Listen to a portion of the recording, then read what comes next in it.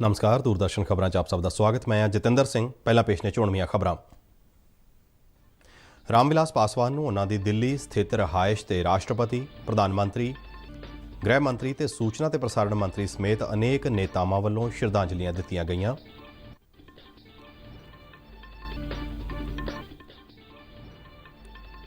ਰਾਮ ਵਿਲਾਸ ਪਾਸਵਾਨ ਦੀ ਮ੍ਰਿਤਕ ਦੇਹ ਨੂੰ ਅੱਜ ਸ਼ਾਮ ਇੱਕ ਵਿਸ਼ੇਸ਼ ਹਵਾਈ ਜਹਾਜ਼ ਰਾਹੀਂ ਪਟਨਾ ਲਈ ਰਵਾਨਾ ਕੀਤਾ ਗਿਆ।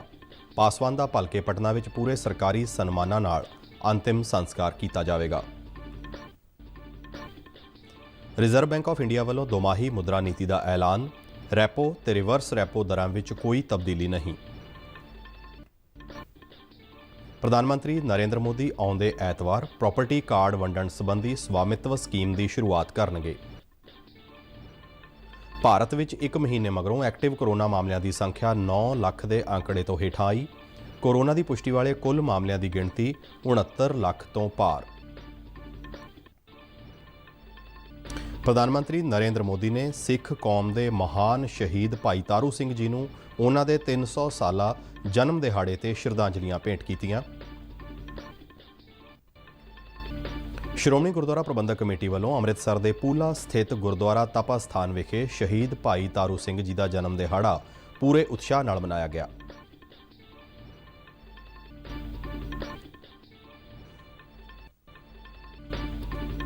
ਫਰੀਦਕੋਟ ਜ਼ਿਲ੍ਹੇ ਦੇ ਮਨਰੇਗਾ ਕਾਮਿਆਂ ਨੇ ਕੋਰੋਨਾ ਕਾਲ ਦੌਰਾਨ ਬੇਰੋਕ ਰੁਜ਼ਗਾਰ ਮਿਲਣ ਤੇ ਖੁਸ਼ੀ ਜਤਾਈ।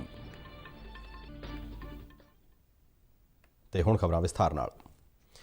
ਕੇਂਦਰੀ ਮੰਤਰੀ ਤੇ ਲੋਕ ਜਨਸ਼ਕਤੀ ਪਾਰਟੀ ਦੇ ਸੰਸਥਾਪਕ ਅਤੇ ਪ੍ਰਧਾਨ ਰਾਮ ਵਿਲਾਸ ਪਾਸਵਾਨ ਦੀ ਮ੍ਰਿਤਕ ਦੇਹ ਨੂੰ ਅੱਜ ਉਹਨਾਂ ਦੀ ਨਵੀਂ ਦਿੱਲੀ ਸਥਿਤ ਜਨਪਥ ਰਿਹਾਇਸ਼ ਤੇ ਅੰਤਿਮ ਦਰਸ਼ਨਾਂ ਲਈ ਰੱਖਿਆ ਗਿਆ। ਰਾਮ ਵਿਲਾਸ ਪਾਸਵਾਨ ਨੂੰ ਸ਼ਰਧਾਂਜਲੀਆਂ ਦੇਣ ਵਾਲਿਆਂ ਵਿੱਚ ਭਾਰਤ ਦੇ ਰਾਸ਼ਟਰਪਤੀ ਰਾਮਨਾਥ ਕੋਵਿੰਦ, ਪ੍ਰਧਾਨ ਮੰਤਰੀ ਨਰਿੰਦਰ ਮੋਦੀ, ਸੂਚਨਾ ਤੇ ਪ੍ਰਸਾਰਣ ਮੰਤਰੀ ਪ੍ਰਕਾਸ਼ ਜਾਵੜੇਕਰ, ਗ੍ਰਹਿ ਮੰਤਰੀ ਅਮਿਤ ਸ਼ਾਹ ਸਮੇਤ ਕਈ ਉੱਘੇ ਨੇਤਾ ਮੌਜੂਦ ਸਨ। ਸ਼ਰਧਾਂਜਲੀਆਂ ਮਗਰੋਂ ਰਾਮ ਵਿਲਾਸ ਪਾਸਵਾਨ ਦੀ ਮ੍ਰਿਤਕ ਦੇਹ ਨਵੀਂ ਦਿੱਲੀ ਤੋਂ ਪਟਨਾ ਲਈ ਰਵਾਨਾ ਕਰ ਦਿੱਤੀ ਗਈ, ਜਿੱਥੇ ਭਲਕੇ ਉਹਨਾਂ ਦਾ ਅੰਤਿਮ ਸੰਸਕਾਰ ਕੀਤਾ ਜਾਣਾ ਹੈ। ਕੇਂਦਰੀ ਮੰਤਰੀ ਮੰਡਲ ਦੀ ਅੱਜ ਵਿਸ਼ੇਸ਼ ਮੀਟਿੰਗ ਦੌਰਾਨ ਇਹ ਫੈਸਲਾ ਕੀਤਾ ਗਿਆ ਕਿ ਪਟਨਾ ਵਿੱਚ ਅੰਤਿਮ ਸੰਸਕਾਰ ਮੌਕੇ ਕੇਂਦਰ ਸਰਕਾਰ ਦੀ ਤਰਫੋਂ ਕਾਨੂੰਨ ਤੇ ਸੂਚਨਾ ਤਕਨਾਲੋਜੀ ਮੰਤਰੀ ਰਵੀ ਸ਼ੰਕਰ ਪ੍ਰਸਾਦ ਮੌਜੂਦ ਰਹਿਣਗੇ। ਮੰਤਰੀ ਮੰਡਲ ਨੇ ਰਾਮ ਵਿਲਾਸ ਪਾਸਵਾਨ ਦੀ ਮੌਤ ਤੇ ਗਹਿਰੇ ਦੁੱਖ ਦਾ ਇਜ਼ਹਾਰ ਕਰਦਿਆਂ 2 ਮਿੰਟ ਦਾ ਮੌਨ ਰੱਖਿਆ। ਮੰਤਰੀ ਮੰਡਲ ਵੱਲੋਂ ਪਾਸ ਮਤੇ ਵਿੱਚ ਰਾਮ ਵਿਲਾਸ ਪਾਸਵਾਨ ਨੂੰ ਇੱਕ ਵਿਲੱਖਣ ਆਗੂ ਤੇ ਪਾਰਲੀਮੈਂਟੇਰੀਅਨ ਦੱਸਿਆ ਗਿਆ। ਰਾਮ ਵਿਲਾਸ ਪਾਸਵਾਨ ਦਾ ਬੀਤੀ ਸ਼ਾਮ ਲੰਬੀ ਬਿਮਾਰੀ ਮਗਰੋਂ ਦੇਹਾਂਤ ਹੋ ਗਿਆ ਸੀ। 74 ਵਰ੍ਹਿਆਂ ਦੇ ਰਾਮ ਵਿਲਾਸ ਪਾਸਵਾਨ ਦਾ ਪਿੱਛੇ ਜਿਹੇ ਦਿਲ ਦਾ ਆਪਰੇਸ਼ਨ ਹੋਇਆ ਸੀ, ਜਿਸ ਤੋਂ ਬਾਅਦ ਉਹਨਾਂ ਦੀ ਸਿਹਤ ਖਰਾਬ ਚੱਲ ਰਹੀ ਸੀ। ਲੋਕ ਜਨਸ਼ਕਤੀ ਪਾਰਟੀ ਦੇ ਮੋਢੀ ਰਾਮ ਵਿਲਾਸ ਪਾਸਵਾਨ 8 ਵਾਰ ਲੋਕ ਸਭਾ ਲਈ ਚੁਣੇ ਗਏ ਤੇ ਮੌਜੂਦਾ ਸਮੇਂ ਉਹ ਬਿਹਾਰ ਦੇ ਹਾਜੀਪੁਰ ਹਲਕੇ ਤੋਂ ਲੋਕ ਸਭਾ ਦੇ ਮੈਂਬਰ ਸਨ। ਪਾਸਵਾਨ ਵੱਖ-ਵੱਖ ਸਮੇਂ ਕੇਂਦਰ ਵਿੱਚ ਮੰਤਰੀ ਰਹੇ। ਉਹਨਾਂ ਨੂੰ ਉੱਘੇ ਦਲਿਤ ਨੇਤਾ ਵਜੋਂ ਜਾਣਿਆ ਜਾਂਦਾ ਸੀ। ਕੇਂਦਰੀ ਸੂਚਨਾ ਤੇ ਪ੍ਰਸਾਰਣ ਮੰਤਰੀ ਪ੍ਰਕਾਸ਼ ਜਾਵੜੇਕਰ ਨੇ ਰਾਮ ਵਿਲਾਸ ਪਾਸਵਾਨ ਨੂੰ ਸ਼ਰਧਾਂਜਲੀਆਂ ਦਿੰਦਿਆਂ ਕਿਹਾ ਕਿ ਉਹ ਦਲਿਤ ਅਤੇ ਪੀੜਤਾਂ ਦੀ ਹਮੇਸ਼ਾ ਹੀ ਪੈਰਵੀ ਕਰਦੇ ਸਨ ਅਤੇ ਬਹੁਤ ਜ਼ਿੰਦਾ ਦਿਲ ਇਨਸਾਨ ਸਨ। ਉਹਨਾਂ ਕਿਹਾ ਕਿ ਉਹਨਾਂ ਦੇ ਚਲੇ ਜਾਣ ਨਾਲ ਦੇਸ਼ ਨੂੰ ਇੱਕ ਬਹੁਤ ਵੱਡਾ ਨੁਕਸਾਨ ਹੋਇਆ ਹੈ। ਪ੍ਰਕਾਸ਼ ਜਾਵੜੇਕਰ ਨੇ ਕਿਹਾ ਕਿ ਰਾਮ ਵਿਲਾਸ ਪਾਸਵਾਨ ਕੈਬਨਿਟ ਵਿੱਚ ਵੀ ਹਮੇਸ਼ਾ ਹੀ ਸਰਗਰਮ ਰਹਿੰਦੇ ਸਨ। राम विलास जी के जाने की सब देश भर में बहुत दुख हुआ है। दलित, शोषित, पीड़ित, वंचित, पिछड़ों की हमेशा उन्होंने पैरवी की। उनको हमारी भावभीनी श्रद्धांजलि है। और एक जिंदा दिल इंसान, बहुत सक्रिय रहते थे मंत्रिमंडल में भी। एक बहुत बड़ी क्षति देश की हुई है। ਭਾਰਤੀ ਰਿਜ਼ਰਵ ਬੈਂਕ ਨੇ ਅੱਜ ਆਪਣੀ ਦੋਮਾਹੀ ਮੁਦਰਾ ਨੀਤੀ ਦਾ ਐਲਾਨ ਕੀਤਾ। ਆਰਬੀਆਈ ਨੇ ਬੈਂਕ ਦੀਆਂ ਪ੍ਰਮੁੱਖ ਨੀਤੀਗਤ ਦਰਾਂ ਵਿੱਚ ਕੋਈ ਤਬਦੀਲੀ ਨਹੀਂ ਕੀਤੀ। ਬੈਂਕ ਨੇ ਰੈਪੋ ਦਰ ਨੂੰ 4% ਅਤੇ ਰਿਵਰਸ ਰੈਪੋ ਦਰ ਨੂੰ 3.35% ਤੇ ਬਰਕਰਾਰ ਰੱਖਿਆ ਹੈ। ਮੁਦਰਾ ਨੀਤੀ ਨੂੰ ਜਾਰੀ ਕਰਦਿਆਂ ਆਰਬੀਆਈ ਦੇ ਗਵਰਨਰ ਸ਼ਸ਼ੀਕਾਂਤ ਦਾਸ ਨੇ ਕਿਹਾ ਹੈ ਕਿ ਅਰਥਚਾਰੇ ਵਿੱਚ ਸੁਧਾਰ ਦੇ ਸੰਕੇਤ ਦਿਖਣੇ ਸ਼ੁਰੂ ਹੋ ਗਏ ਨੇ। ਉਹਨਾਂ ਕਿਹਾ ਕਿ ਤੀਜੀ ਤਿਮਾਹੀ ਤੋਂ ਆਰਥਿਕ ਗਤੀਵਿਧੀਆਂ ਵਿੱਚ ਵਾਧਾ ਹੋਣਾ ਸ਼ੁਰੂ ਹੋ ਜਾਵੇਗਾ। ਦਾਸ ਨੇ ਕਿਹਾ ਹੈ ਕਿ ਆਰਬੀਆਈ ਆਰਥਿਕ ਵਾਧੇ ਨੂੰ ਸਮਰਥਨ ਦੇਣ ਲਈ ਨਰਮ ਰਵੱਈਆ ਬਣਾਈ ਰੱਖੇਗਾ। ਉਹਨਾਂ ਦੱਸਿਆ ਕਿ ਚਾਲੂ ਮਾਲੀ ਵਰ੍ਹੇ ਦੀ ਪਿਛਲੀ ਛਮਾਹੀ ਦੇ ਸੁਧਾਰਾਂ ਨੂੰ ਦੂਜੀ ਛਮਾਹੀ ਵਿੱਚ ਰਫ਼ਤਾਰ ਮਿਲ ਸਕਦੀ ਹੈ। ਆਰਬੀਆਈ ਗਵਰਨਰ ਨੇ ਇਸ ਮਾਲੀ ਵਰ੍ਹੇ ਦੇਸ਼ ਦੇ ਕੁੱਲ ਘਰੇਲੂ ਉਤਪਾਦ ਵਿੱਚ 9.5% ਤੱਕ ਦੀ ਗਿਰਾਵਟ ਆਉਣ ਦਾ ਖਦਸ਼ਾ ਜ਼ਾਹਰ ਕੀਤਾ। ਦਾਸ ਨੇ ਕਿਹਾ ਕਿ ਜੀਡੀਪੀ ਚੌਥੀ ਤਿਮਾਹੀ ਤੱਕ ਸੁੰਗੜਨ ਦੀ ਸਥਿਤੀ ਵਿੱਚੋਂ ਬਾਹਰ ਆ ਕੇ ਵਿਸਥਾਰ ਵੱਲ ਵਧੇਗੀ। Unchanged at 4%. The marginal standing facility rate and the bank rate remain unchanged at 4.2%. The reverse repo rate stands unchanged at 3.35%. MPC also decided to continue with the accommodative stance of monetary policy as long as necessary, at least through the current financial year and into the next year, to revive ਪ੍ਰਧਾਨ ਮੰਤਰੀ Narendra Modi 11 October ਨੂੰ Svamitva scheme ਤਹਿਤ video conference ਰਾਹੀਂ ਲੋਕਾਂ ਨੂੰ property card ਵੰਡਣ ਦੀ scheme ਦੀ ਸ਼ੁਰੂਆਤ ਕਰਨਗੇ। ਇਸ ਨੂੰ ਭਾਰਤ ਦੇ ਪੇਂਡੂ ਖੇਤਰਾਂ ਵਿੱਚ ਵੱਡੀ ਤਬਦੀਲੀ ਵਾਲੇ ਇੱਕ ਇਤਿਹਾਸਕ ਕਦਮ ਵਜੋਂ ਦੇਖਿਆ ਜਾ ਰਿਹਾ ਹੈ। ਸਵਾਮਿਤਵ ਸਕੀਮ ਤਹਿਤ ਪਿੰਡਾਂ ਦੇ ਲੋਕਾਂ ਨੂੰ ਜੋ ਪ੍ਰਾਪਰਟੀ ਕਾਰਡ ਦਿੱਤੇ ਜਾਣਗੇ, ਇਸ ਨਾਲ ਉਹਨਾਂ ਦੀ ਜ਼ਮੀਨ ਦੇ ਮਾਲਕੀ ਹੱਕ ਦੀ ਤਸਦੀਕ ਹੋਵੇਗੀ ਅਤੇ ਉਹ ਪ੍ਰਾਪਰਟੀ ਕਾਰਡਾਂ ਨੂੰ ਕਰਜ਼ੇ ਅਤੇ ਹੋਰ ਵਿੱਤੀ ਲਾਭ ਲੈਣ ਲਈ ਵਰਤ ਸਕਣਗੇ। ਪ੍ਰਧਾਨ ਮੰਤਰੀ ਦਫ਼ਤਰ ਅਨੁਸਾਰ ਸਵਾਮਿਤਵ ਸਕੀਮ ਨਾਲ ਦੇਸ਼ ਦੇ ਪੇਂਡੂ ਇਲਾਕਿਆਂ ਵਿੱਚ ਕੋਈ 1 ਲੱਖ ਜਾਇਦਾਦ ਧਾਰਕ ਆਪਣੇ ਪ੍ਰਾਪਰਟੀ ਕਾਰਡ ਡਾਊਨਲੋਡ ਕਰ ਸਕਣਗੇ। ਇਸ ਵਾਸਤੇ ਉਹਨਾਂ ਦੇ ਮੋਬਾਈਲ ਨੰਬਰਾਂ ਤੇ ਇੱਕ SMS ਭੇਜਿਆ ਜਾਵੇਗਾ, ਜਿਸ ਤੋਂ ਬਾਅਦ ਇਹਨਾਂ ਲੋਕਾਂ ਨੂੰ ਆਪਣੇ ਸੂਬਿਆਂ ਦੀਆਂ ਸਰਕਾਰਾਂ ਵੱਲੋਂ ਰੱਖੇ ਗਏ ਵਿਸ਼ੇਸ਼ ਸਮਾਗਮਾਂ ਦੌਰਾਨ ਪ੍ਰਾਪਰਟੀ ਕਾਰਡ ਵੰਡੇ ਜਾਣਗੇ। ਸਵਾਮਿਤਵ ਸਕੀਮ ਦੇ ਲਾਭਪਾਤਰੀ ਭਾਰਤ ਦੇ 6 ਸੂਬਿਆਂ ਦੇ 763 ਪਿੰਡਾਂ ਤੋਂ ਹੋਣਗੇ। ਇਹਨਾਂ ਵਿੱਚ 346 ਪਿੰਡ ਉੱਤਰ ਪ੍ਰਦੇਸ਼, 221 ਹਰਿਆਣਾ ਦੇ, 100 ਮਹਾਰਾਸ਼ਟਰ ਦੇ, 44 ਮੱਧ ਪ੍ਰਦੇਸ਼, 50 ਉੱਤਰਾਖੰਡ ਅਤੇ 2 ਪਿੰਡ ਕਰਨਾਟਕ ਦੇ ਸ਼ਾਮਲ ਕੀਤੇ ਜਾਣਗੇ।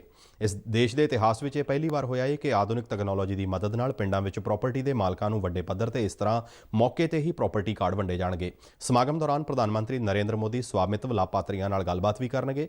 ਸਵਾਮਿਤਵ ਪੰਚਾਇਤੀ ਰਾਜ ਮੰਤਰਾਲਾ ਦੀ ਸਕੀਮ ਹੈ, ਜਿਸ ਨੂੰ ਪ੍ਰਧਾਨ ਮੰਤਰੀ ਨਰਿੰਦਰ ਮੋਦੀ ਵੱਲੋਂ ਕੌਮੀ ਪੰਚਾਇਤੀ ਰਾਜ ਦਿਵਸ ਮੌਕੇ 24 ਅਪ੍ਰੈਲ ਨੂੰ ਸ਼ੁਰੂ ਕੀਤਾ ਗਿਆ ਸੀ। ਸਵਾਮਿਤਵ ਸਕੀਮ ਤਹਿਤ ਦੇਸ਼ ਭਰ ਦੇ ਪੇਂਡੂ ਖੇਤਰਾਂ ਵਿੱਚ ਪ੍ਰਾਪਰਟੀ ਦੇ ਮਾਲਕਾਂ ਨੂੰ 4 ਸਾਲਾਂ ਦੌਰਾਨ ਪੜਾਅਵਾਰ ਢੰਗ ਨਾਲ ਪ੍ਰਾਪਰਟੀ ਕਾਰਡ ਵੰਡੇ ਜਾਣੇ ਨੇ। ਇਸ ਸਕੀਮ ਤਹਿਤ 6,62,000 ਪਿੰਡਾਂ ਨੂੰ ਕਵਰ ਕਰਨ ਦਾ ਟੀਚਾ ਹੈ। ਚਾਰਾ ਘੁਟਾਲੇ ਤਹਿਤ ਚਾਈਬਾਸਾ ਕੇਸ ਵਿੱਚ ਜੇਲ੍ਹ ਦੀ ਸਜ਼ਾ ਕੱਟ ਰਹੇ ਲਾਲੂ ਪ੍ਰਸਾਦ ਯਾਦਵ ਨੂੰ ਅੱਜ ਜ਼ਮਾਨਤ ਮਿਲ ਗਈ। ਚਾਈਬਾਸਾ ਖਜ਼ਾਨੇ 'ਚੋਂ ਗੈਰ ਕਾਨੂੰਨੀ ਨਿਕਾਸੀ ਦੇ ਮਾਮਲੇ ਵਿੱਚ ਝਾਰਖੰਡ ਹਾਈ ਕੋਰਟ ਨੇ ਲਾਲੂ ਪ੍ਰਸਾਦ ਯਾਦਵ ਨੂੰ ਜ਼ਮਾਨਤ ਦਿੱਤੀ, ਪਰ ਜ਼ਮਾਨਤ ਦੇ ਬਾਵਜੂਦ ਅਜੇ ਲਾਲੂ ਪ੍ਰਸਾਦ ਯਾਦਵ ਦੀ ਰਿਹਾਈ ਨਹੀਂ ਹੋ ਪਾਏਗੀ ਜਦ ਤੱਕ ਚਾਰਾ ਘੁਟਾਲੇ ਨਾਲ ਜੁੜੇ ਦੁਮਕਾ ਖਜ਼ਾਨੇ ਮਾਮਲੇ ਦੀ ਸੁਣਵਾਈ ਪੂਰੀ ਨਹੀਂ ਹੋ ਜਾਂਦੀ, ਤਦ ਤੱਕ ਲਾਲੂ ਪ੍ਰਸਾਦ ਜੇਲ੍ਹ ਤੋਂ ਬਾਹਰ ਨਹੀਂ ਆ ਸਕਣਗੇ। ਜ਼ਿਕਰਯੋਗ ਹੈ ਕਿ ਚਾਰਾ ਘੁਟਾਲੇ ਨਾਲ ਸੰਬੰਧਿਤ ਚਾਈਬਾਸਾ ਖਜ਼ਾਨੇ 'ਚੋਂ ਗੈਰ ਕਾਨੂੰਨੀ ਨਿਕਾਸੀ ਦੇ ਮਾਮਲੇ ਵਿੱਚ ਲਾਲੂ ਪ੍ਰਸਾਦ ਯਾਦਵ ਨੂੰ ਰਾਂਚੀ ਦੀ CBI ਅਦਾਲਤ ਨੇ 5 ਸਾਲ ਦੀ ਸਜ਼ਾ ਸੁਣਾਈ ਹੈ। ਲਾਲੂ ਪ੍ਰਸਾਦ ਨੇ ਆਪਣੀ ਜ਼ਮਾਨਤ ਅਰਜ਼ੀ ਵਿੱਚ ਕਿਹਾ ਸੀ ਕਿ ਇਸ ਮਾਮਲੇ ਵਿੱਚ ਉਹਨਾਂ ਅੱਧੀ ਸਜ਼ਾ ਕੱਟ ਲਈ ਹੈ, ਇਸ ਆਧਾਰ ਤੇ ਉਹਨਾਂ ਨੂੰ ਜ਼ਮਾਨਤ ਮਿਲਣੀ ਚਾਹੀਦੀ ਹੈ। ਅਦਾਲਤ ਨੇ ਲਾਲੂ ਪ੍ਰਸਾਦ ਯਾਦਵ ਨੂੰ 50-50 ਹਜ਼ਾਰ ਦੇ 2 ਨਿੱਜੀ ਮੁਚੱਲਕੇ ਭਰਨ ਅਤੇ 2 ਲੱਖ ਰੁਪਏ ਜੁਰਮਾਨਾ ਦੇਣ ਦੇ ਹੁਕਮ ਸੁਣਾਏ। ਇਸੇ ਦੌਰਾਨ ਅਦਾਲਤ ਨੇ ਲਾਲੂ ਪ੍ਰਸਾਦ ਯਾਦਵ ਦੀ ਬਿਮਾਰੀ ਦੀ ਰਿਪੋਰਟ ਮੰਗੀ ਅਤੇ ਇਸ ਦੌਰਾਨ ਕਿੰਨੇ ਲੋਕ ਉਹਨਾਂ ਨੂੰ ਮਿਲੇ, ਇਸ ਬਾਰੇ ਵੀ ਰਿਪੋਰਟ ਤਲਬ ਕੀਤੀ ਹੈ। ਇਸ ਰਿਪੋਰਟ ਤੇ 6 ਨਵੰਬਰ ਨੂੰ ਸੁਣਵਾਈ ਹੋਵੇਗੀ। ਵਰਲਡ ਫੂਡ ਪ੍ਰੋਗਰਾਮ ਸੰਸਥਾ ਨੂੰ ਵਿਸ਼ਵ ਵਿੱਚੋਂ ਭੁੱਖਮਰੀ ਅਤੇ ਖੁਰਾਕ ਗੈਰ ਸੁਰੱਖਿਆ ਦੀ ਸਮੱਸਿਆ ਦੇ ਟਾਕਰੇ ਦੇ ਯਤਨਾਂ ਸਦਕਾ ਸਾਲ 2020 ਦਾ ਨੋਬਲ ਸ਼ਾਂਤੀ ਪੁਰਸਕਾਰ ਦਿੱਤੇ ਜਾਣ ਦਾ ਫੈਸਲਾ ਕੀਤਾ ਗਿਆ ਹੈ। ਇਸ ਬਾਰੇ ਐਲਾਨ ਨੋਬਲ ਕਮੇਟੀ ਵੱਲੋਂ ਓਸਲੋ ਵਿੱਚ ਕੀਤਾ ਗਿਆ। ਨੋਬਲ ਕਮੇਟੀ ਨੇ ਕਿਹਾ ਕਿ ਸੰਕਟ ਅਤੇ ਹੋਰ ਮੁਸ਼ਕਿਲ ਸਮੇਂ ਵਿੱਚ ਦੁਨੀਆ ਵਿੱਚ ਵੱਡੇ ਪੈਮਾਨੇ ਤੇ ਜ਼ਰੂਰਤਮੰਦਾਂ ਨੂੰ ਭੋਜਨ ਮੁਹੱਈਆ ਕਰਾਉਣ ਅਤੇ ਮਦਦ ਕਰਨ ਲਈ ਵਰਲਡ ਫੂਡ ਪ੍ਰੋਗਰਾਮ ਸੰਗਠਨ ਨੂੰ ਸ਼ਾਂਤੀ ਪੁਰਸਕਾਰ ਦਿੱਤਾ ਗਿਆ ਹੈ। ਵਰਲਡ ਫੂਡ ਪ੍ਰੋਗਰਾਮ ਨੇ ਸਾਲ 2019 ਵਿੱਚ 88 ਦੇਸ਼ਾਂ ਦੇ ਕੋਈ 10 ਕਰੋੜ ਲੋਕਾਂ ਨੂੰ ਭੋਜਨ ਪਹੁੰਚਾਇਆ। ਵਰਲਡ ਫੂਡ ਪ੍ਰੋਗਰਾਮ ਦੁਨੀਆ ਭਰ ਵਿੱਚ ਭੁੱਖ ਨੂੰ ਮਿਟਾਉਣ ਅਤੇ ਖੁਰਾਕ ਸੁਰੱਖਿਆ ਨੂੰ ਉਤਸ਼ਾਹਿਤ ਕਰਨ ਵਾਲਾ ਸਭ ਤੋਂ ਵੱਡਾ ਸੰਗਠਨ ਹੈ। ਪਿਛਲੇ ਸਾਲ ਨੋਬਲ ਸ਼ਾਂਤੀ ਪੁਰਸਕਾਰ ਇਥੋਪੀਆ ਦੇ ਪ੍ਰਧਾਨ ਮੰਤਰੀ ਅਬੀ ਅਹਿਮਦ ਅਲੀ ਨੂੰ ਦਿੱਤਾ ਗਿਆ ਸੀ। ਭਾਰਤ ਅਤੇ ਅਮਰੀਕਾ ਵਿਚਾਲੇ 2+2 ਦੀ ਗੱਲਬਾਤ 26 ਅਤੇ 27 ਅਕਤੂਬਰ ਨੂੰ ਨਵੀਂ ਦਿੱਲੀ ਵਿੱਚ ਹੋਣ ਦੀ ਸੰਭਾਵਨਾ ਹੈ। ਇਸ ਗੱਲਬਾਤ ਵਿੱਚ ਭਾਗ ਲੈਣ ਲਈ ਅਮਰੀਕੀ ਵਿਦੇਸ਼ ਮੰਤਰੀ ਮਾਈਕ ਪੋਂਪੀਓ ਅਤੇ ਰੱਖਿਆ ਮੰਤਰੀ ਮਾਰਕ ਐਸਪਰ ਭਾਰਤ ਆਉਣਗੇ। ਭਾਰਤ ਵੱਲੋਂ ਵਿਦੇਸ਼ ਮੰਤਰੀ ਡਾਕਟਰ ਐਸ ਜੈਸ਼ੰਕਰ ਅਤੇ ਰੱਖਿਆ ਮੰਤਰੀ ਰਾਜਨਾਥ ਸਿੰਘ ਇਸ ਡਾਇਲੌਗ ਵਿੱਚ ਸ਼ਾਮਲ ਹੋਣਗੇ। ਦੋਹਾਂ ਦੇਸ਼ਾਂ ਵਿਚਾਲੇ ਹੋਣ ਵਾਲੀ ਇਸ ਗੱਲਬਾਤ ਦੇ ਵਿਸ਼ੇ ਰਣਨੀਤਕ ਸਹਿਯੋਗ ਅਤੇ ਵਿਕਾਸ ਦੇ ਕਈ ਹੋਰਨਾਂ ਪਹਿਲੂਆਂ ਤੇ ਕੇਂਦਰਿਤ ਰਹਿਣ ਦੀ ਸੰਭਾਵਨਾ ਹੈ। ਇਸ ਤੋਂ ਇਲਾਵਾ ਇਸ 2 ਦਿਨਾਂ ਗੱਲਬਾਤ ਸੈਸ਼ਨ ਦੌਰਾਨ ਦੋਵੇਂ ਦੇਸ਼ਾਂ ਦੇ ਨੁਮਾਇੰਦੇ ਮੌਜੂਦਾ ਦੁਵੱਲੇ ਸਬੰਧਾਂ ਦੀ ਸਮੀਖਿਆ ਵੀ ਕਰਨਗੇ। ਇਸ ਡਾਇਲੌਗ ਦੌਰਾਨ ਇੰਡੋ ਪ੍ਰਸ਼ਾਂਤ ਖੇਤਰ ਵਿਚਲੀ ਸਥਿਤੀ ਤੇ ਵੀ ਗੱਲਬਾਤ ਹੋਣ ਦੀ ਸੰਭਾਵਨਾ ਹੈ। ਪ੍ਰਧਾਨ ਮੰਤਰੀ ਨਰਿੰਦਰ ਮੋਦੀ ਅਤੇ ਅਮਰੀਕੀ ਰਾਸ਼ਟਰਪਤੀ ਡੋਨਾਲਡ ਟਰੰਪ ਵੱਲੋਂ ਇਸ ਪ੍ਰਕਿਰਿਆ ਨੂੰ ਪ੍ਰਵਾਨਗੀ ਦੇਣ ਮਗਰੋਂ 2+2 ਦੀ ਪਹਿਲੀ ਗੱਲਬਾਤ 2018 ਵਿੱਚ ਨਵੀਂ ਦਿੱਲੀ ਵਿਖੇ ਹੋਈ ਸੀ, ਜਦਕਿ ਦੂਜੇ ਸੈਸ਼ਨ ਦਾ ਡਾਇਲੌਗ ਬੀਤੇ ਸਾਲ ਵਾਸ਼ਿੰਗਟਨ ਵਿੱਚ ਕਰਵਾਇਆ ਗਿਆ ਸੀ। ਸਿਹਤ ਮੰਤਰਾਲੇ ਨੇ ਕੋਵਿਡ-19 ਮਹਾਮਾਰੀ ਦੇ ਮੱਦੇਨਜ਼ਰ ਮਨੋਰੰਜਨ ਪਾਰਕਾਂ ਅਤੇ ਅਜਿਹੇ ਹੋਰਨਾਂ ਸਥਾਨਾਂ ਲਈ ਮਾਨਕ ਸੰਚਾਲਨ ਪ੍ਰਕਿਰਿਆ ਜਾਰੀ ਕੀਤੀ ਹੈ। ਇਸ ਪ੍ਰਕਿਰਿਆ ਤਹਿਤ ਅਜਿਹੇ ਸਥਾਨਾਂ ਤੇ ਮਾਸਕ ਪਹਿਨਣ ਅਤੇ 6 ਫੁੱਟ ਦੀ ਸਰੀਰਕ ਦੂਰੀ ਬਣਾਈ ਰੱਖਣ ਨੂੰ ਲਾਜ਼ਮੀ ਕੀਤਾ ਗਿਆ ਹੈ। SPO ਮੁਤਾਬਕ ਕੁਝ ਸਮੇਂ ਦੇ ਵਕਫੇ ਤੋਂ ਬਾਅਦ ਮਾਫ ਕਰਨਾ SOP ਮੁਤਾਬਕ ਕੁਝ ਸਮੇਂ ਦੇ ਵਕਫੇ ਤੋਂ ਬਾਅਦ ਬੈਠਣ ਵਾਲੀਆਂ ਥਾਵਾਂ ਦੀ ਸੈਨੀਟਾਈਜੇਸ਼ਨ ਦੀ ਹਦਾਇਤ ਕੀਤੀ ਗਈ ਹੈ। ਇਸ ਤੋਂ ਇਲਾਵਾ ਸਿਨੇਮਾ ਘਰਾਂ ਅਤੇ ਫੂਡ ਕੋਰਟਾਂ ਵਿੱਚ ਸਮਰੱਥਾ ਦਾ ਕੇਵਲ 50% ਹੀ ਵਰਤਿਆ ਜਾਣਾ ਚਾਹੀਦਾ ਹੈ। ਨਿਰਦੇਸ਼ਾਂ ਮੁਤਾਬਕ ਅਜਿਹੇ ਸਥਾਨਾਂ ਤੇ ਕੁਦਰਤੀ ਹਵਾਦਾਰੀ ਦੀ ਵਿਵਸਥਾ ਹੋਣੀ ਚਾਹੀਦੀ ਹੈ। ਛੁੱਟੀ ਵਾਲੇ ਦਿਨਾਂ ਦੌਰਾਨ ਸਿਨੇਮਾ ਘਰਾਂ ਅਤੇ ਮਨੋਰੰਜਨ ਪਾਰਕਾਂ ਵਿੱਚ ਭੀੜ ਭੜੱਕੇ ਨੂੰ ਰੋਕਣ ਲਈ ਮਾਲਕਾਂ ਅਤੇ ਸੰਬੰਧਿਤ ਅਮਲੇ ਨੂੰ ਵਿਸ਼ੇਸ਼ ਹਦਾਇਤਾਂ ਜਾਰੀ ਕੀਤੀਆਂ ਗਈਆਂ ਨੇ। SOP ਤੋਂ ਇਲਾਵਾ ਜਾਰੀ ਕੀਤੀਆਂ ਗਈਆਂ ਹਦਾਇਤਾਂ ਵਿੱਚ ਮਨੋਰੰਜਨ ਪਾਰਕਾਂ ਵਿੱਚ ਸਾਫ਼ ਪੀਣ ਵਾਲੇ ਪਾਣੀ ਦੀ ਢੁਕਵੀਂ ਵਿਵਸਥਾ ਦੀ ਵੀ ਹਦਾਇਤ ਕੀਤੀ ਗਈ ਹੈ। ਫੂਡ ਕੋਰਟਾਂ ਵਿੱਚ ਸੰਪਰਕ ਰਹਿਤ ਆਰਡਰ ਅਤੇ ਡਿਜੀਟਲ ਪੇਮੈਂਟ ਨੂੰ ਤਰਜੀਹ ਦੇਣ ਲਈ ਵੀ ਕਿਹਾ ਗਿਆ ਹੈ। ਭਾਰਤ ਵਿੱਚ ਬੀਤੇ ਦਿਨ 70,496 ਨਵੇਂ ਕੋਰੋਨਾ ਮਾਮਲੇ ਸਾਹਮਣੇ ਆਉਣ ਤੋਂ ਬਾਅਦ ਦੇਸ਼ ਵਿੱਚ ਹੁਣ ਤੱਕ ਕੋਰੋਨਾ ਦੀ ਪੁਸ਼ਟੀ ਵਾਲੇ ਕੁੱਲ ਮਾਮਲਿਆਂ ਦੀ ਗਿਣਤੀ 69 ਲੱਖ ਤੋਂ ਪਾਰ ਹੋ ਗਈ ਹੈ। ਕੋਈ 1 ਮਹੀਨੇ ਤੋਂ ਬਾਅਦ ਦੇਸ਼ ਵਿੱਚ ਐਕਟਿਵ ਕੋਰੋਨਾ ਮਾਮਲਿਆਂ ਦੀ ਸੰਖਿਆ 9 ਲੱਖ ਦੇ ਅੰਕੜੇ ਤੋਂ ਹੇਠਾਂ ਗਈ ਹੈ। ਇਸ ਵੇਲੇ ਕੋਵਿਡ-19 ਦੇ ਐਕਟਿਵ ਕੇਸ ਕੁੱਲ ਮਾਮਲਿਆਂ ਦੇ 12.94% ਨੇ। ਕੇਂਦਰੀ ਸਿਹਤ ਮੰਤਰਾਲਾ ਦੇ ਅੰਕੜਿਆਂ ਅਨੁਸਾਰ ਬੀਤੇ ਦਿਨ 964 ਕੋਰੋਨਾ ਮਰੀਜ਼ਾਂ ਦੀ ਮੌਤ ਹੋਈ, ਜਿਸ ਮਗਰੋਂ ਹੁਣ ਤੱਕ ਇਸ ਬਿਮਾਰੀ ਕਾਰਨ ਮਰਨ ਵਾਲਿਆਂ ਦੀ ਸੰਖਿਆ 1,06,490 ਤੇ ਪਹੁੰਚ ਗਈ ਹੈ। ਇਸੇ ਦੌਰਾਨ ਕੋਰੋਨਾ ਤੋਂ ਠੀਕ ਹੋਣ ਵਾਲਿਆਂ ਦੀ ਗਿਣਤੀ ਵਿੱਚ ਲਗਾਤਾਰ ਵਾਧਾ ਹੋ ਰਿਹਾ ਹੈ, ਜੋ ਇਸ ਸਮੇਂ 59,06,069 ਹੈ। ਕੋਰੋਨਾ ਤੋਂ ਠੀਕ ਹੋਣ ਦੀ ਦਰ 85.52% ਹੋ ਗਈ ਹੈ। ਦੇਸ਼ ਵਿੱਚ ਕੋਰੋਨਾ ਟੈਸਟਿੰਗ ਵਿੱਚ ਲਗਾਤਾਰ ਤੇਜ਼ ਵਾਧਾ ਦੇਖਣ ਨੂੰ ਮਿਲ ਰਿਹਾ ਹੈ। ਭਾਰਤੀ ਮੈਡੀਕਲ ਖੋਜ ਕੌਂਸਲ ਅਨੁਸਾਰ ਹੁਣ ਤੱਕ 8,46,34,680 ਸੈਂਪਲਾਂ ਦੇ ਕੋਰੋਨਾ ਟੈਸਟ ਕੀਤੇ ਜਾ ਚੁੱਕੇ ਨੇ, ਜਦਕਿ ਬੀਤੇ ਦਿਨ 11,68,705 ਕੋਰੋਨਾ ਟੈਸਟ ਹੋਏ। ਪ੍ਰਧਾਨ ਮੰਤਰੀ ਨਰਿੰਦਰ ਮੋਦੀ ਨੇ ਅੱਜ ਮਹਾਨ ਸਿੱਖ ਸ਼ਹੀਦ ਭਾਈ ਤਾਰੂ ਸਿੰਘ ਜੀ ਨੂੰ ਉਹਨਾਂ ਦੀ 300ਵੀਂ ਜਨਮ ਵਰ੍ਹੇਗੰਢ ਤੇ ਸ਼ਰਧਾਂਜਲੀਆਂ ਦਿੱਤੀਆਂ। ਭਾਈ ਤਾਰੂ ਸਿੰਘ ਜੀ ਨੂੰ ਆਪਣੇ ਕੇਸ ਕਟਾ ਕੇ ਇਸਲਾਮ ਕਬੂਲ ਕਰਨ ਲਈ ਕਿਹਾ ਗਿਆ, ਪਰ ਉਹਨਾਂ ਨੇ ਕੇਸ ਕਟਾ ਕੇ ਇਸਲਾਮ ਧਰਮ ਕਬੂਲਣ ਦੀ ਬਜਾਏ ਆਪਣੀ ਖੋਪੜੀ ਲੁਆਉਣੀ ਬਿਹਤਰ ਸਮਝੀ ਅਤੇ ਇਸ ਤਰ੍ਹਾਂ ਉਹ ਸ਼ਹਾਦਤ ਨੂੰ ਪ੍ਰਾਪਤ ਹੋਏ। ਭਾਈ ਤਾਰੂ ਸਿੰਘ ਦੀ ਸ਼ਹੀਦੀ 1745 ਵਿੱਚ ਹੋਈ। ਅੱਜ ਭਾਈ ਤਾਰੂ ਸਿੰਘ ਜੀ ਦੇ ਜਨਮ ਦਿਹਾੜੇ ਮੌਕੇ ਆਪਣੇ ਟਵੀਟ ਵਿੱਚ ਪ੍ਰਧਾਨ ਮੰਤਰੀ ਮੋਦੀ ਨੇ ਕਿਹਾ ਕਿ ਭਾਈ ਤਾਰੂ ਸਿੰਘ ਦੀ 300ਵੀਂ ਜਨਮ ਵਰ੍ਹੇਗੰਢ ਦੇ ਖਾਸ ਮੌਕੇ ਉਹ ਉਹਨਾਂ ਨੂੰ ਝੁੱਕ ਕੇ ਸਲਾਮ ਕਰਦੇ ਨੇ। ਪ੍ਰਧਾਨ ਮੰਤਰੀ ਨੇ ਕਿਹਾ ਕਿ ਭਾਈ ਤਾਰੂ ਸਿੰਘ ਦਾ ਨਾਂ ਹਮੇਸ਼ਾ ਹੀ ਬਹਾਦਰੀ ਅਤੇ ਨਿਡਰਤਾ ਦੇ ਸਮਾਨਾਂਤਰ ਵਜੋਂ ਵਰਤਿਆ ਜਾਵੇਗਾ। ਉਹਨਾਂ ਕਿਹਾ ਕਿ ਉਹਨਾਂ ਨੂੰ ਭਾਈ ਤਾਰੂ ਦੀ ਸੰਸਕ੍ਰਿਤੀ ਅਤੇ ਉਹਨਾਂ ਦੀ ਸੋਚ ਤੇ ਮਾਣ ਹੈ, ਜਿਨ੍ਹਾਂ ਅਨਿਆਂ ਅੱਗੇ ਸਿਰ ਨਹੀਂ ਝੁਕਾਇਆ। ਪ੍ਰਧਾਨ ਮੰਤਰੀ ਨੇ ਕਿਹਾ ਕਿ ਭਾਈ ਤਾਰੂ ਸਿੰਘ ਹਮੇਸ਼ਾ ਹੀ ਲੱਖਾਂ ਲੋਕਾਂ ਨੂੰ ਪ੍ਰੇਰਣਾ ਦਿੰਦੇ ਰਹਿਣਗੇ। ਸਿੱਖ ਕੌਮ ਦੇ ਮਹਾਨ ਸ਼ਹੀਦ ਭਾਈ ਤਾਰੂ ਸਿੰਘ ਜੀ ਦਾ 300 ਸਾਲਾ ਜਨਮ ਦਿਹਾੜਾ ਸ਼੍ਰੋਮਣੀ ਗੁਰਦੁਆਰਾ ਪ੍ਰਬੰਧਕ ਕਮੇਟੀ ਵੱਲੋਂ ਉਤਸ਼ਾਹ ਨਾਲ ਮਨਾਇਆ ਗਿਆ। ਇਸ ਸਬੰਧ ਵਿੱਚ ਭਾਈ ਤਾਰੂ ਸਿੰਘ ਜੀ ਦੇ ਅੰਮ੍ਰਿਤਸਰ ਜ਼ਿਲ੍ਹੇ ਦੇ ਨਗਰ ਪੂਲਾ ਵਿਖੇ ਸਥਿਤ ਗੁਰਦੁਆਰਾ ਤਪ ਅਸਥਾਨ ਵਿਖੇ ਵਿਸ਼ੇਸ਼ ਗੁਰਮਤਿ ਸਮਾਗਮ ਕੀਤੇ ਗਏ, ਜਿਸ ਵਿੱਚ ਸਿੱਖ ਕੌਮ ਦੀਆਂ ਪ੍ਰਮੁੱਖ ਸ਼ਖਸੀਅਤਾਂ ਅਤੇ ਨਾਮਵਰ ਰਾਗੀ ਢਾਡੀ ਕਵੀਸ਼ਰੀ ਜਥਿਆਂ ਨੇ ਸੰਗਤਾਂ ਨੂੰ ਗੁਰਮਤਿ ਵਿਚਾਰਾਂ ਅਤੇ ਗੁਰਬਾਣੀ ਕੀਰਤਨ ਨਾਲ ਜੋੜਿਆ। ਸਮਾਗਮ ਦੌਰਾਨ ਉਚੇਚੇ ਤੌਰ ਤੇ ਪਹੁੰਚੇ ਸ਼੍ਰੀ ਅਕਾਲ ਤਖਤ ਸਾਹਿਬ ਦੇ ਜਥੇਦਾਰ ਗਿਆਨੀ ਹਰਪ੍ਰੀਤ ਸਿੰਘ ਨੇ ਸੰਗਤ ਨੂੰ ਸੰਬੋਧਨ ਕਰਦਿਆਂ ਕਿਹਾ ਕਿ ਭਾਈ ਤਾਰੂ ਸਿੰਘ ਦਾ ਜੀਵਨ ਸਿੱਖ ਜਗਤ ਲਈ ਪ੍ਰੇਰਣਾ ਦਾ ਸੋਮਾ ਹੈ, ਜੋ ਸਿੱਖੀ ਦੀ ਚੜ੍ਹਦੀ ਕਲਾ ਲਈ ਕਾਰਜਸ਼ੀਲ ਰਹਿਣ ਲਈ ਪ੍ਰੇਰਿਤ ਕਰਦਾ ਹੈ। ਉਹਨਾਂ ਕਿਹਾ ਕਿ ਅਜੋਕੇ ਸਮੇਂ ਸਿੱਖ ਨੌਜਵਾਨ ਆਪਣੇ ਮਹਾਨ ਸ਼ਹੀਦਾਂ ਦੇ ਜੀਵਨ ਤੋਂ ਸੇਧ ਲੈ ਕੇ ਦਿਸ਼ਾ ਨਿਰਧਾਰਿਤ ਕਰ ਸਕਦੇ ਨੇ।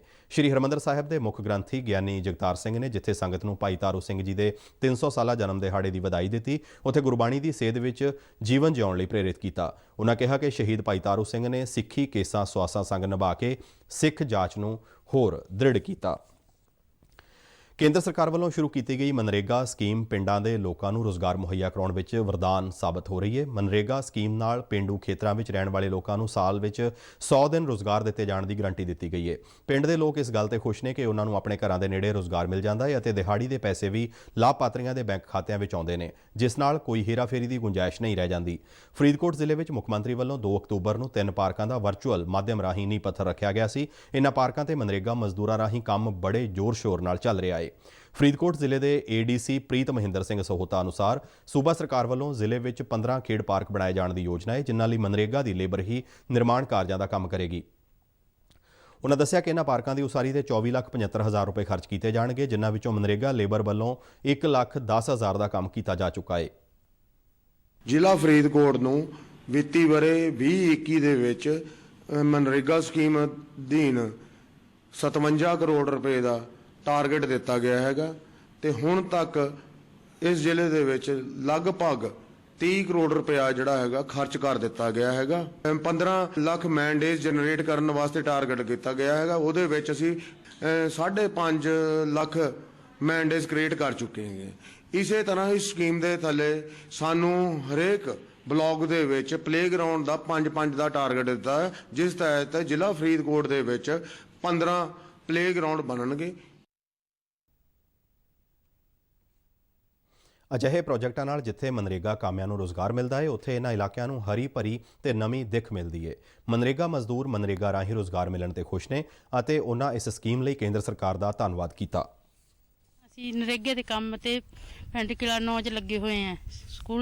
ਸਕੂਲ ਵਿੱਚ ਸਟੇਡੀਅਮ ਬਣ ਰਿਹਾ ਹੈ। ਉਸ ਸਟੇਡੀਅਮ ਵਿੱਚ ਸਾਡੇ 15 ਦਿਨ ਲੱਗੇ ਆ ਤੇ ਅੱਗੇ ਵੀ ਕੰਮ ਹੋਰ ਚੱਲਣ ਦੀ ਸੰਭਾਵਨਾ ਹੈਗੀ ਹੈ। ਇਹ ਸਕੂਲ ਸਾਡੇ ਬੱਚਿਆਂ ਦੇ ਭਵਿੱਖ ਲਈ ਚੰਗਾ, ਬੱਚੇ ਸਾਡੇ ਖੇਡ ਵੀ ਸਕਦੇ, ਇੱਥੇ ਆ ਪੜ੍ਹ ਵੀ ਸਕਦੇ, ਸਾਰੀ ਸਹੂਲਤ ਮਿਲ ਸਕਦੀ ਹੈ ਬੱਚਿਆਂ ਨੂੰ। ਸਰਕਾਰ ਦੀ ਇਸ ਦੇ ਨਾਲ ਹੀ ਸਾਡਾ ਖਬਰਾਂ ਦਾ ਬੁਲੇਟਿਨ ਸਮਾਪਤ ਹੁੰਦਾ ਹੈ। ਇਜਾਜ਼ਤ ਦਿਓ, ਨਮਸਕਾਰ।